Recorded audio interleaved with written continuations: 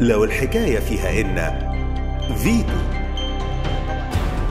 وقعوا ومريان حسين قالت انه تم الاعتداء عليها، الاعتداء الجسدي اللي واضح من خلال التقارير الطبيه الموجوده في الاوراق، وطبعا كان في هتك ارضها، دي تهمه موجهه عباره عن امساكها من مناطق تعد عوره في القانون، وطبعا اتلاف منقولاتها ومحتويات حقيبتها. والنهارده النيابه استجابت ووجهت هذه التهم للضباط